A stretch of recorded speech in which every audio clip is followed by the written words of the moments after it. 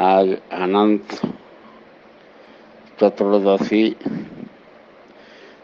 गणेश चतुर्दशी मनाया जा रहा है। पूरे देश दुनिया में धूमधाम से इसको मनाया जाता है। खासकर भारतवर्ष में महाराष्ट्र राज्य में इसका ज़्यादा उत्सव देखने को मिलता है। तो गणेश चतुर्दशी का वास्तविक स्वरूप क्या होता है, इस पर थोड़ा बताने का, इस पर प्रकाश डालने का प्रयास करूंगा। बंधुओं, शिव के परिवार में एक पार्वती उनकी पत्नी थी और 2 पुत्र थे, एक गणेश और दूसरा कार्तिकेय।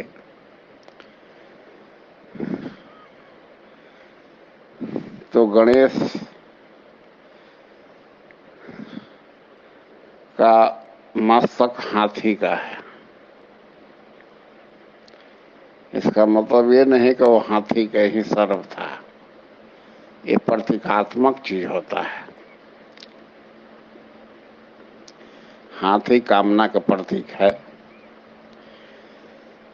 जो शिव स्वरूप सदगुरु जो होते हैं, उनके 2 तरह के पुत्र होते हैं, एक संस्कारी एक मायावी।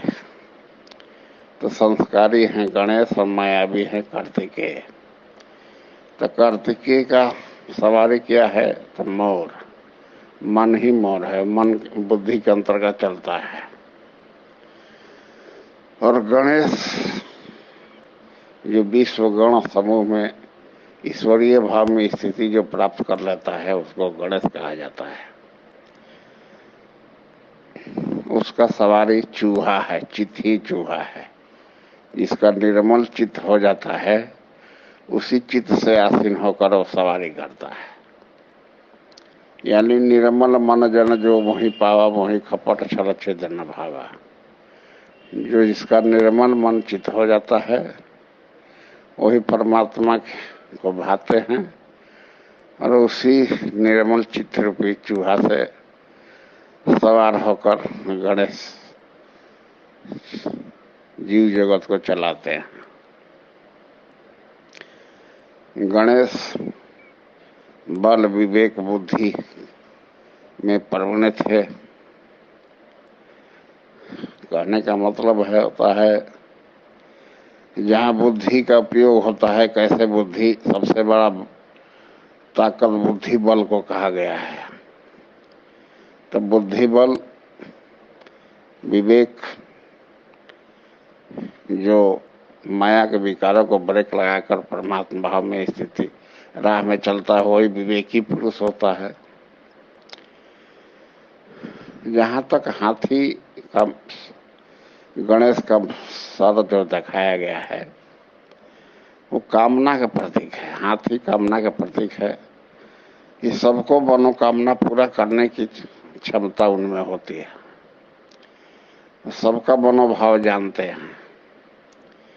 जो ईश्वरीय भाव में स्थिति प्राप्त कर लेता है, उस शिव स्वरूप सदगुरु का स्वरूप होता है, वही उनका पुत्र है। ऐसे तो भगवान का सभी पुत्र हैं, सभी परमात्मा के ही पुत्र हैं।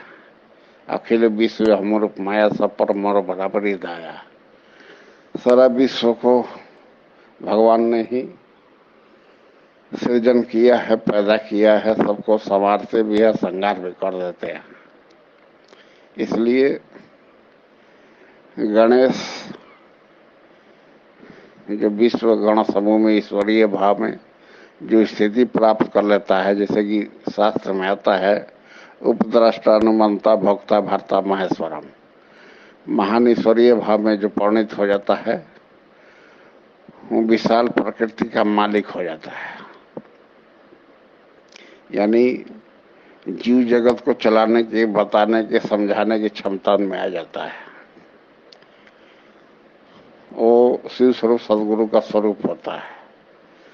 सदगुरु कहते हैं शिव स्वरूप कि मेरा जो स्वरूप होता है, मुझे हटा दो उसे बैठा दो, उसे हटा दो मुझे बैठा दो, एक ही बात है। यानी गणेश में सारी योग्यताएं, परमात्मा की सारी विभूतियां उनमें रहता है। तो गणेश हाथी कामना का प्रतीक है, सबका मनोकामना पूरा करते हैं, जानते हैं। लेकिन सच्चा आत्मशोधन लाइन के जो पथिक होते हैं, उनके मन में कोई कामना ही नहीं होता, निष्काम भाव से भक्ति करते हैं। चूंकि भक्त चार प्रकार के होते हैं, आर्त, हताश, जिज्ञासु, ज्ञानी।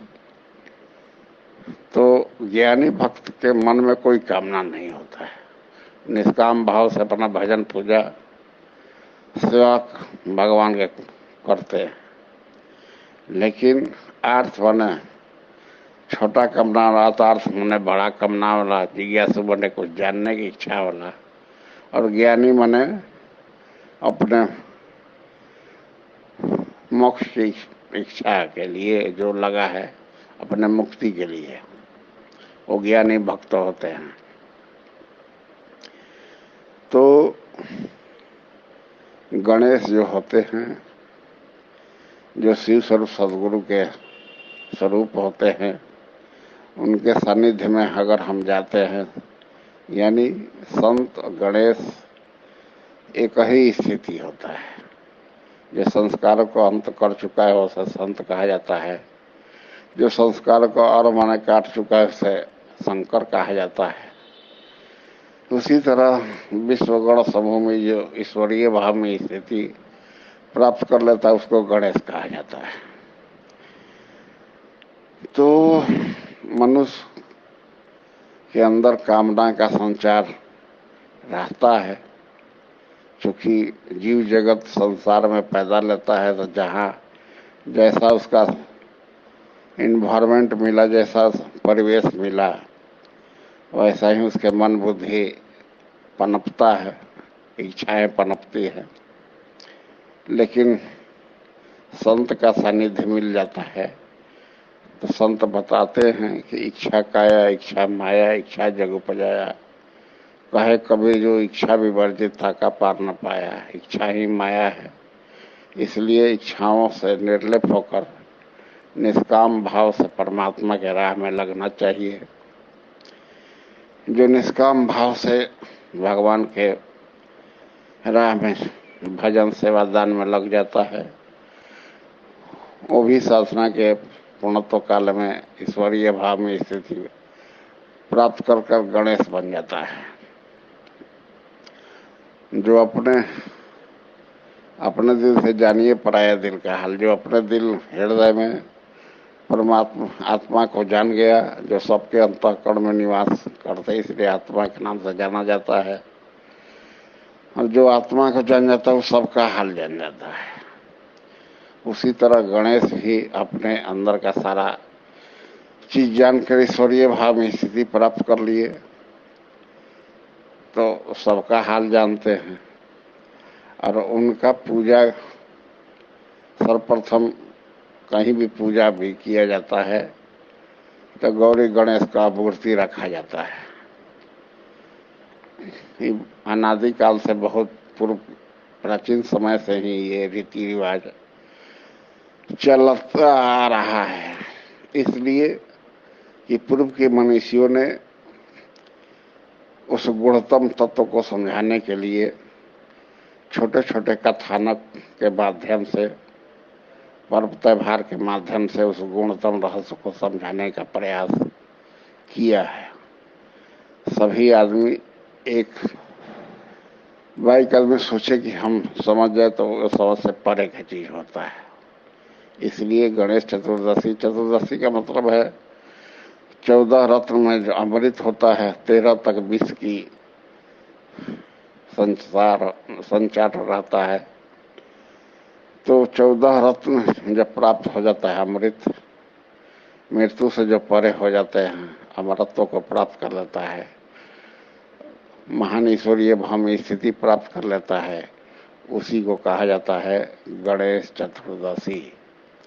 और हमारा देश, भारतवर्ष, अनादिकाल से विश्व गुरु रहा है। यहाँ पर ज़्यादा से ज़्यादा तत्वदर्शी मनीषी का अभ्युदय हुआ है, अवतरण हुआ है। इसलिए प्राचीन समय से लेकर आज तक इस गुणतम रस को समझने के लिए हमें संतों के सानिध्य में जाना ही पड़ेगा, तभी हम यथार्थ समझ पाते हैं कि गणेश चतुर्दशी क्या है।